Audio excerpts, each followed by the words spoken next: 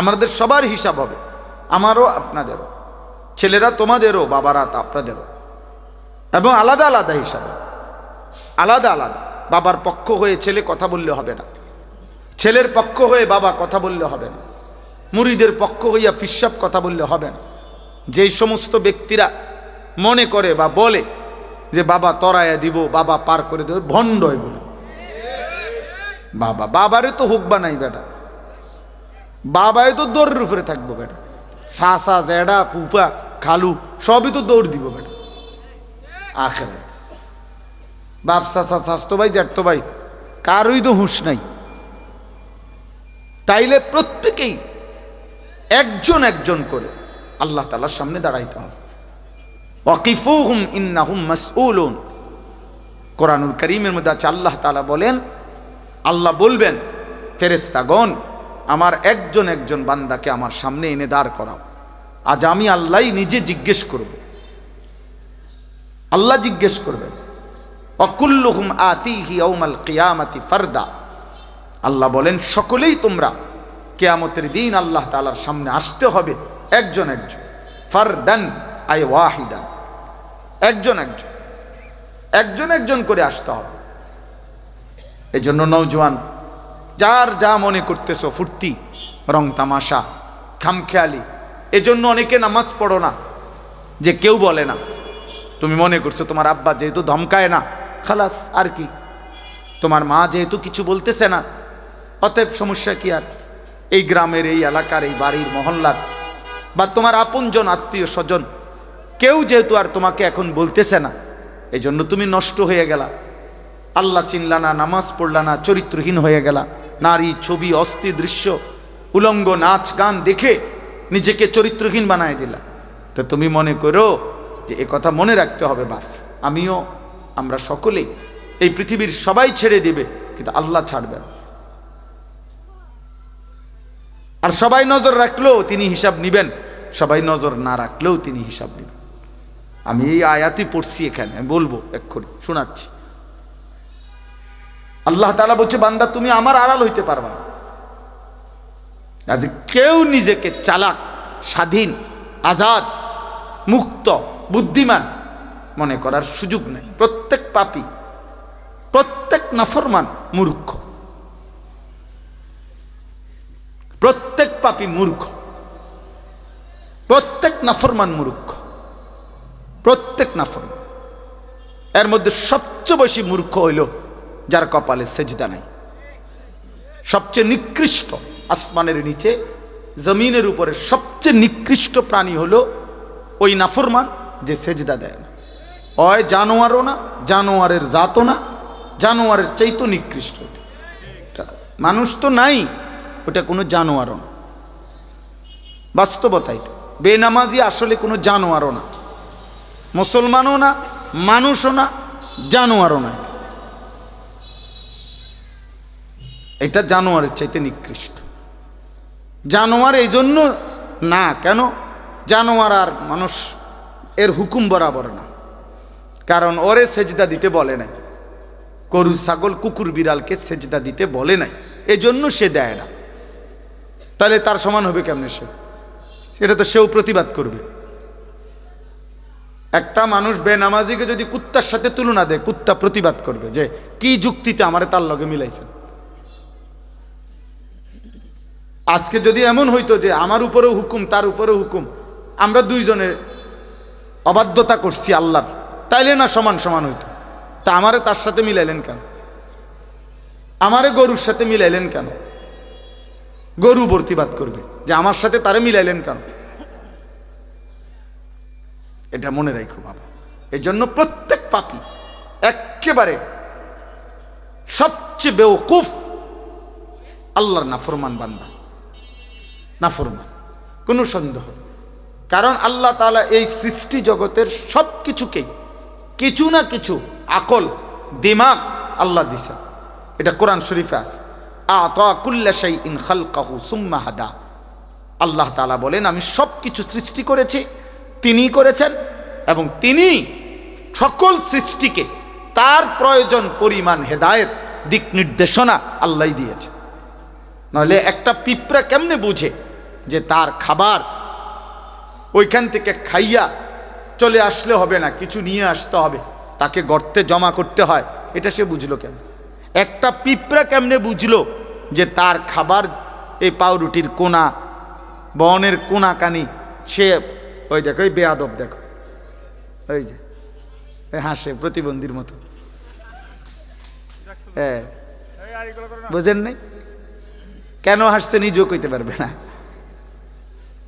এই না তো শরম পাইলে কি আর মানুষে হাসেনি? সীমাহীন মোবাইলে আসক্ত ব্যক্তি প্রতিবন্ধী। এই মানুষ হইছে, মানুষ কম হইছে, বেশি হইছে, এগুলা তেমন কোনো আহামরি কিছু না, এটা কোনো গুরুত্বপূর্ণ কোনো বিষয় না। অতএব এটা তেমন কিছু না। অনেক মানুষ, এর চাইতে বেশি মানুষ হয়, এরকম হাজার হাজার মাহফিল প্রতি রাতে হয় সারা বাংলাদেশ। তাহলে এইটা কোনো আহামরি কিছু না, এটা কোনো সফলতা বা ব্যর্থতার বক্তারও না, আয়োজকদেরও না। যেমন হুজুর আনছে, লোক হইছে, তো কি হইছে? লোক হইছে, লোক হইলে কি হইছে? আর লোক না হইলে কি হইছে? যেই বক্তার বয়ানের সময় 20 জন হইছে, তো উনি ব্যর্থ? কথা বলেন, উনি আল্লাহর কথা যেগুলো বলছে এগুলোর ব্যর্থ। আর যার বয়ানের সময় 2 লাখ হয়েছে, তো উনি জান্নাতি, ওনার কবর রাজাব মাপ। তো উনি এটা দিয়ে করবে কি? এটা করবে কি? আখেরাতের দৃষ্টিতে এটার কি ফায়দা কি? এই জন্য অনর্থক চিল্লাচিল্লি করবা না ভাই, বিকট আওয়াজে চিৎকার করবা না। আমি অনেক পেরেশানি করে আসছি। একে তো ভাঙ্গা রাস্তা, আখাউড়া ভীষণ জ্যাম, কিছু দূর সিএনজি দিয়ে আসছি নিজের গাড়ি রাইখা, এরপরে জ্যাম ভাঙছে, এরপরে পিছনে পিছনে গাড়ি আইসা আমাদের সিএনজি ধরছে পথে, তারপর আবার সিএনজির থেকে নাইমা গাড়িতে আসছে। এই জন্য পথে না ভাত খাইছি বিকালবেলা আসরের নামাজ সময় কসবা আইসা। তাইলে এই অঞ্চলে আমাদের সব সময় ব্রাহ্মণবাড়িয়ার রোডে কুমিল্লার থেকে মাহফিলে রওনা দিলেই পেরেশানি থাকে, মানে রাস্তাঘাট জায়গায় জায়গায় তন্তরের ওইদিকে বিশাল জ্যাম, রোডঘাটগুলো পূর্ণ সোজা হওয়া পর্যন্ত এই পেরেশানি সব সময় থাকে। যাই হোক, আমি এই জন্য অল্প একটু সময় চাই, সবাই মনোযোগী হইলে। বাহিরে যখন জামাত চলে, মাইকের অপারেটরকে বলে কোনো মসজিদের যেন জামাতের অসুবিধা না হয়। ওনারা নামাজ পড়বে কোথায়?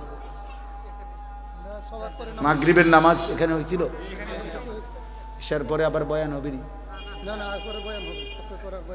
আচ্ছা ঠিক আছে।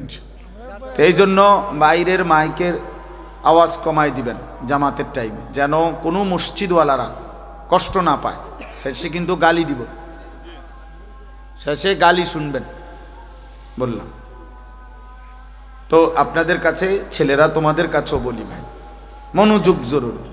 এই মোবাইলে ছবি তুললা, হই হুল্লুর করলা, লাফাইলা ফালাইলা, দফাদফি করলা, চিৎকার চেঁচামেচি করলা, কি হলো? অর্জন কি? এটা কি ফুটবল খেলার মাঠ? এটা একটা তামাশা, বিনোদন কেন্দ্র? এরকম কিচ্ছু না ভাই। কাজে অনর্থক হাঙ্গামা করার কিচ্ছু নাই। হুজুরদেরকে নিয়ে লাফালাফি করার কি আছে? দিন মানা দরকার, আখেরাত মানা দরকার। কোনো আলেমে দিন তার বলার মাকসাদ তো আখেরাত, জীবন পরিবর্তন, জীবন পরিবর্তন। সমস্ত বুজুর্গানে দিন বলে থাকেন যে উসিকুম ওয়া ইয়া, আল্লাহর কথা, কোরআনের কথা। এই কথাগুলো যারা বলেন ওনাদের মাকসাদ থাকে যে আপনাদেরকেও বলতেছি, নিজেকেও বলছি। উসিকুম ওয়া ইয়া, আপনাদেরকেও বলছি, নিজেকেও বলছি। তা একই কথা, যদিও বক্তা একজন, শ্রোতা আপনারা, কিন্তু সম্বোধন আসলে আমাকেও আপনাদেরকেও। কোরআনের প্রত্যেক কথা যাদেরকে লক্ষ্য করে বলছেন আল্লাহ, সেই মানুষগুলোর মধ্যে আমিও অন্তর্ভুক্ত, আপনারাও অন্তর্ভুক্ত। ইমাম সাহেবও অন্তর্ভুক্ত, মুসল্লিও অন্তর্ভুক্ত, পীর সাহেবও অন্তর্ভুক্ত, মুরিদও অন্তর্ভুক্ত। কোরআনের সম্বোধন। এজন্য কোরআনুল কারীমের মধ্যে আছে অসংখ্য আয়াত, আল্লাহ তাআলা শুধু একক শব্দ বলে নবীজিকে লক্ষ্য করে বলছে। যে আপনাকে বলতেছি।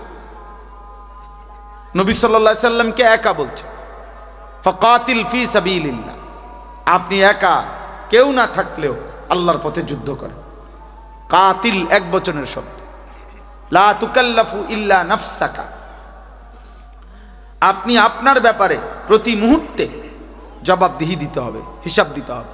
আল্লাহ বলছে পৃথিবীর কেউ যদি আপনার কথা না মানে, তবুও আমি আল্লাহর কথার উপরে আপনি রসুল একা হলেও মানতে হবে, পালন করতে হবে। এরকম অনেক শব্দ। হাররিদিল মুমিনিন, আপনি মুমিনদেরকে আল্লাহর পথে উৎসাহিত করুন, একক শব্দ। ওয়ামুর আহলাকা বিসসালাহ, আপনার পরিবারের সদস্যদেরকে নামাজের আদেশ করুন, এই যে একক শব্দ। ওয়ালা তাজআল মাআল্লাহি ইলাহান আখারা, আপনাকে বলছি নবী, আমি আল্লাহর সাথে কাউকে ডাকবেন না, মিলাবেন না। নবীকে আল্লাহ বলছে লা ইন আশরাকতা লা ইয়াহবাতান্না আমালুকা, আপনার থেকেও যদি আমি আল্লাহ এক বিন্দু কোনো শিরিক দেখি, তা আপনি রসুলেরও সারা জিন্দিগির সব আমল একসাথে শেষ করে ফেলে দেব। তাহলে এই একক শব্দ, তার মানে আমরা প্রত্যেকেই মুখাতাব, রসুলও উম্মত, সাহাবারাও অনুসারীরাও। কোরআনুল কারীম আমাদের সবার জন্য, সবার জন্য। কোরআনুল কারীমের মধ্যে আল্লাহ বলছে আমানার রাসূলু বিমা উনজিলা ইলাইহি মির রাব্বি ওয়াল মুমিনুন, আমি আল্লাহর পক্ষ থেকে যেই কোরআন নাজিল হয়েছে এই কথাগুলো রসুল তিনিও মেনে নিয়েছেন এবং ইমানদাররাও মেনে নিয়েছেন, সকলেই মেনে নিয়েছে, সবার জন্য। এজন্য রাসূলুল্লাহ সাল্লাল্লাহু আলাইহি সাল্লাম হাদিসের বর্ণনা আছে যে কোনো আমল এমন নাই, একটি আমলও এমন নাই যেই আমলটি সাহাবারা বেশি করছে অথচ নবীজি কম করছে না, বরং সকল আমল এমন যে সাহাবারা যেটুকু করছেন রাসূলুল্লাহ সাল্লাল্লাহু আলাইহি সাল্লাম সর্বদাই তা বেশি করছেন, বেশি করছেন তিনি। এমন কোনো আমল নাই যেটা তিনি কম করছেন, যে আমি যেহেতু নবী, আমি যেহেতু আমার তো একটু বিশেষ ছাড়টার আছে, হ্যাঁ তোমরা পালন করো, আমি ঘুমাই না, এটা না। আমরা উভয়েই মুখাতাব, উপরে নিচে আমরা সবাই মুখাতাব, হুজুর পাবলিক আমরা সবার জন্যই দিই।